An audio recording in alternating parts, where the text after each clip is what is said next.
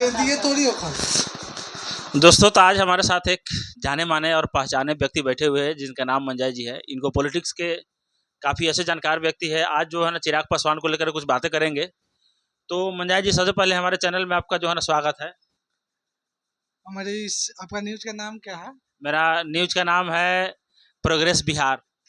Progress Bihar के जितने भी देखने वाले श्रोतागण हैं उन सबको हम मेरे तरफ से धन्यवाद है। तो मंजय जी, अभी जो चिराग पासवान ने आरा में एक जनसभा बुलाई थी। जनसभा में उन्होंने बोला कि इस बार हम 243 सीटों पर चुनाव लड़ेंगे। यानी कि जो चिराग पासवान है हमेशा ये बोलते हैं बिहार फर्स्ट के नारे देकर के जो है ना इस बार फिर से चुनाव को गर्म कर दिया है। क्या लगता है कि इस बार जो चुनाव हो रहा है 243 सीटों पर जब चिराग पासवान चुनाव लड़ेंगे तो इसमें जो है ना किसको कितना फायदा होगा, किसको कितना नुकसान होगा, इसके बारे में आप बताएंगे? देखिए, हम सबसे पहले तो ये बताना चाहेंगे कि चिराग जी पगला गए हैं। वो न जाने स्टेज पे आके क्या क्या अनाप शनाप बक दे रहे हैं। इनसे उनको भी पता नहीं चल रहा है कि मेरा नुकसान होगा कि किसका नुकसान होगा।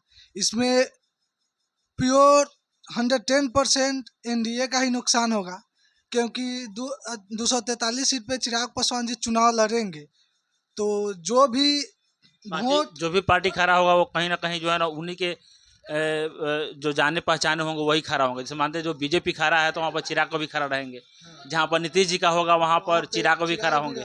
तो इससे चिराग पासवान, नीतीश कुमार और यानी कि बीजेपी, ये तीनों को जो है ना बहुत ही गहरा जो है झटका लगने वाला है। आपका कहने का मतलब यही है। और दूसरी बात है कि चिराग पासवान जब एनडीए का जब सदस्य है, एनडीए का जब गठबंधन में है, तो उनका ये फर्ज नहीं बनता है कि पूरे बिहार में जो है ना 243 सीटों पर चुनाव लड़े। आप यही ना कहना चाहेंगे? देखिए, चिराग जी जो है ना वो सपना देख रहे हैं सीएम का, तो ये बीजेपी वाला तो कभी उनको सीएम बनाएगा नहीं। और चिराग पासवान के पास कितना वोट बैंक है, जो जितने भी आते हैं वहाँ पे उनको देखने उसको हीरो के रूप में देखते हैं। सब स्मार्ट है इसके कारण उसको देखने आते हैं। ये अगर वो सोचते होंगे कि हमको ये सब वोट देंगे तो ये तो चिराग पासवान के गलती है, ये सोचते हैं। तो इसके बाद जितने भी अगर चिराग पासवान अगर बीजेपी के खिलाफ चुनाव लड़ते हैं, एनडीए के खिलाफ चुनाव लड़ते हैं, तो इसमें 110% नाफा होगा आरजेडी को।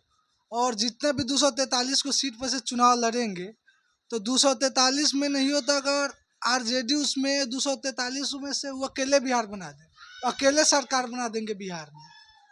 तो ये तो मूर्खता है चिराग की।